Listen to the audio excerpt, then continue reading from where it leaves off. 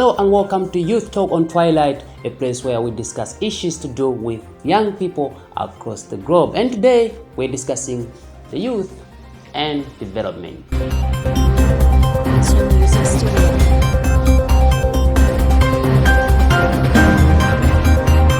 Now, one of the most important things and mostly talked about nowadays when you talk about the youth is about youths being the future, the youths being the leaders of tomorrow. Some people have gone even further to say the youth are the leaders of today.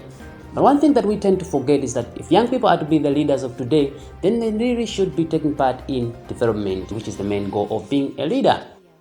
One most important thing to take note of is that everywhere you go in the world, everywhere you go across the globe, young people are considered irresponsible in many ways. In most places, like in my home country in Malawi, young people are mostly considered important when it comes to political violence and all other kinds of undesirable acts. However, in the same country, some young people are taking development seriously, maybe a little too seriously, because they have realized that it is their role to follow up on development and hold duty bearers accountable. Talking about accountability, in Malawi, transparency and accountability are considered two of the most important pillars when it comes to development. This kind of commitment is actually emphasized by the Malawi government by its introduction of the decentralization policy, which decentralized some important government functions to local councils for easy access by the local people. This was in a bid to achieve transparency and accountability. Now, just how important is transparency and accountability? For one, it provides for checks and balances. That's to say, nobody's going to lie to you or deny you information about a development project, be it how much it costs, where's the money coming from, how long is it going to take, and all other information that you require as a citizen. It also provides assurance on issues of standards, if you know what I mean.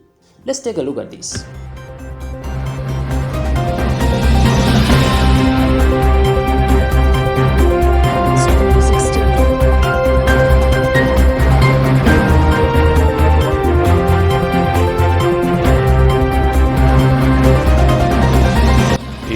Albert Nalia ndimajokera muzi wa Karama za bridge imeneyi ine ngati nzika okhuzika wa muzi muno. My name is Albert Nalia, a resident of Karama village. This bridge is in our village. It is called Nandio Bridge and it lies on a road known as Malawi. It is a very important bridge considering that hundreds of children use it to cross the river to the other side where their school is, but also an under 5 clinic that we rely on the other side of a river. So it is very important. Realizing this importance, our Member of Parliament decided to construct it using CDF money. It was built to a tune of 2.5 million kwacha. However, I want to ask you to take a look at it and tell me if this is a kind of a bridge that could cost so much. We have information from the one that was constructing here that this construction took around 600,000 kwacha, including his labor. Mind you, there was 30% contribution. There was no transparency in the way things were done. As such, citizens here were easily duped. We are very sure that our funds were abused. Sitika nadandaula motero mudene ngati nzika ndinokhuzika ndi bridge imene ni ndalama zikutchulidwa pamenepa ndikumva nazo chisoni.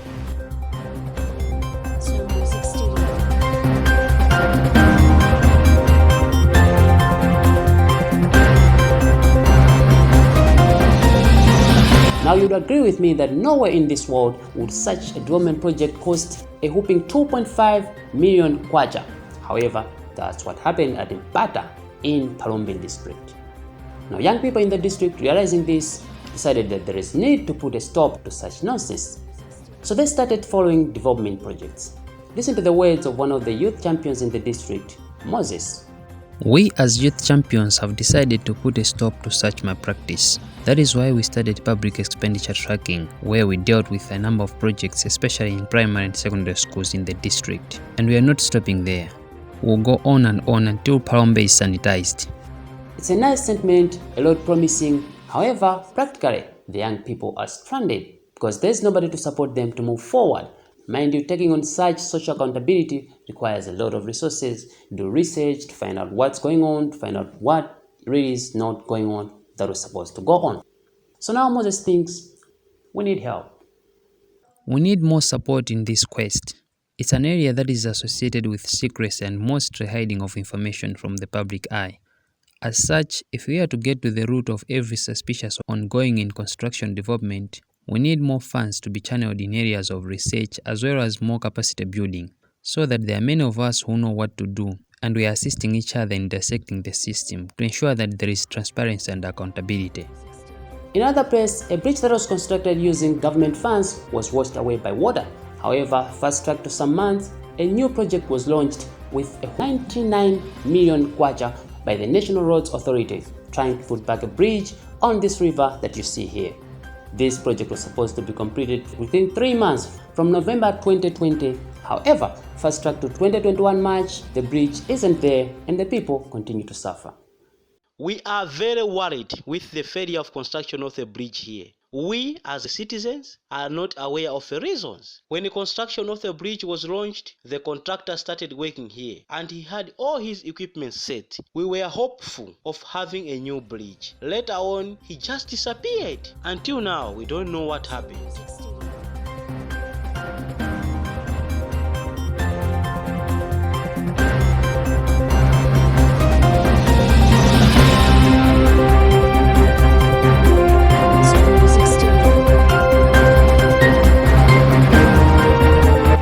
Well, that's all we had to share today. In my heart, I believe young people can do a lot, given the chance, given the support. It only takes you and me to give them the chance.